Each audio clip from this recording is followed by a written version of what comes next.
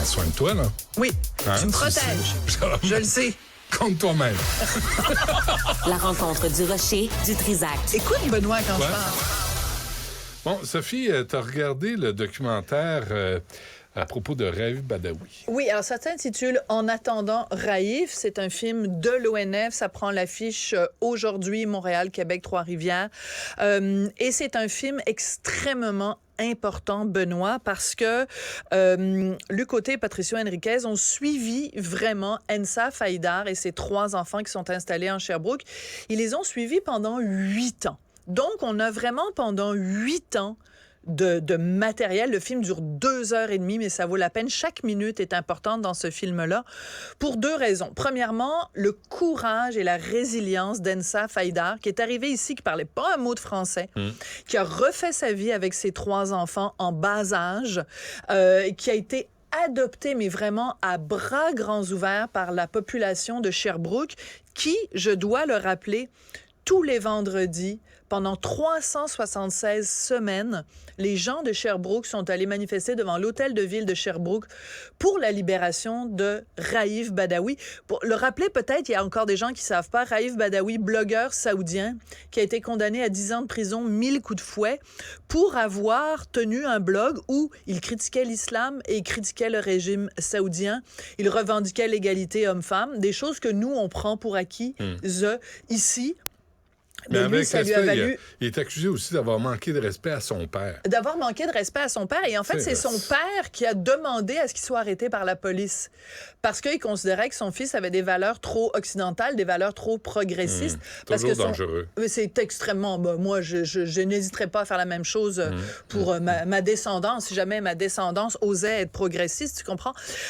Donc, alors, elle arrive ici au Québec, elle est adoptée à bras ouverts et pendant des années, Ensa Faïdar a été un pied à Sherbrooke et un pied dans un avion à sillonner la planète inlassablement pour prendre la défense de son mari et demander sa libération, intervenir auprès du gouvernement canadien, mais aussi auprès du Parlement européen.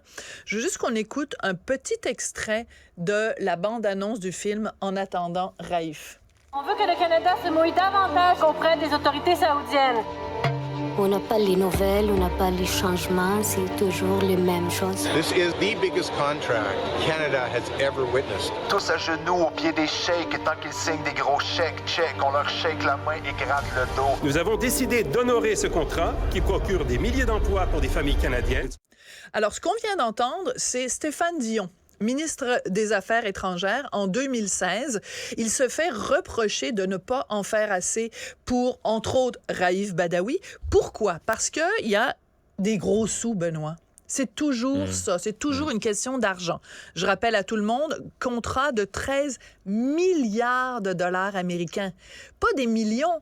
13 milliards de dollars américains d'équipements militaires que le Canada a vendu à l'Arabie Saoudite. Et Stéphane Dion, qu'on interrogeait à l'époque, dit c'est pas la première fois qu'on fait des contrats de vente d'armes à des pays dont on n'aime pas forcément les régimes.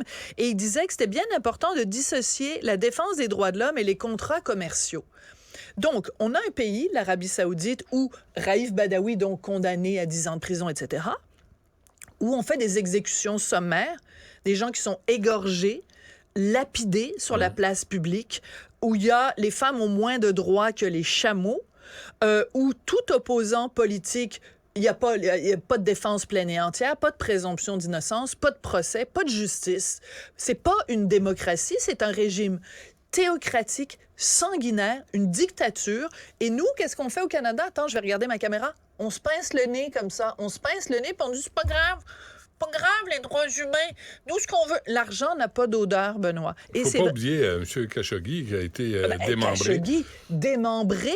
Et le prince MBS... Oui, alors, et le prince qui est le prince héritier, parce qu'avant, c'était le roi d'Arabie Saoudite, maintenant, c'est le prince Ben Salem, et supposément que lui, c'est un progressiste. Imagine-toi, on va autoriser les femmes à conduire.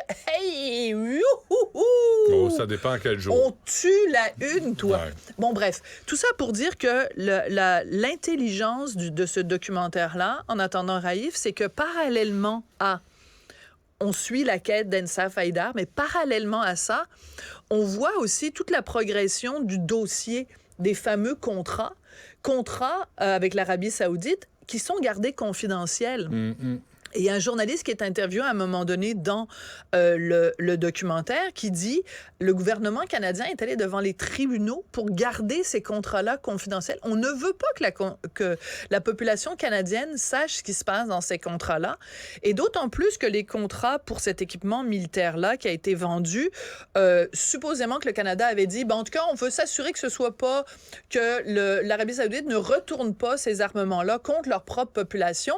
On l'a vu qu'ils l'ont retourné contre leur propre population, la minorité chiite dans le nord du pays, qu'ils ont utilisé ces équipements-là également au Yémen dans une guerre absolument dégueulasse. Alors, comment tu te sens, toi, comme citoyen canadien, de savoir que c'est de l'équipement que nous, on leur a vendu, qui sert à décimer des familles, des papas, des mamans, des enfants, avec nos armements à nous? Je suis fier, moi, au moins, ça crée de l'emploi. Ça crée de l'emploi, puis les véhicules fonctionnent bien. De toute évidence. Ils sont beaux. Ils sont efficaces, là. Ils arrivent à tuer du monde. Fait que nous autres, c'était ça le contrat. On fera pas semblant, là. C'est quand même 13 milliards. Ça paye, tous les petits chèques qu'on a reçus, là, puis toute la générosité de Justin. C'est correct. T'es pas d'affaires. T'as trop de principes, là. Arrête avec ça. Oui, puis Raif Badawi, c'est pas un citoyen canadien. Il a couru après, de toute façon. Il avait juste à se tenir tranquille puis battre sa femme. Puis, c'est comme ça que ça marche en Arabie Saoudite. Comprenez la réalité. Alors, donc, il a été condamné à 10 ans de prison. Il a fait chacune des 10 journées, des 10 ans de prison. Il les a faites au complet, là. Et là, maintenant, il est... parce que ça faisait partie de sa sentence également, qu'après avoir fait 10 ans de prison, qu'il ne pouvait pas quitter le pays pendant 10 ans, là, c'est vers ça qu'on s'en va. Donc, quand il va revoir Ensaf et quand il va revoir les 3 enfants, les enfants vont avoir 26 ans, puis Ensaf, il va avoir passé 20 ans de sa vie sans voir la femme qu'il aime et ses 3 enfants. Et on aurait été complice de ça. Et on aurait été complice, et c'est une expression que j'utilise extrêmement rarement, mais dans ce cas-ci, je pense qu'on peut dire que le Canada a du sang sur les mains. Sophie, on t'écoute à 2h30. Bonne fin de semaine. Merci. Malgré tout.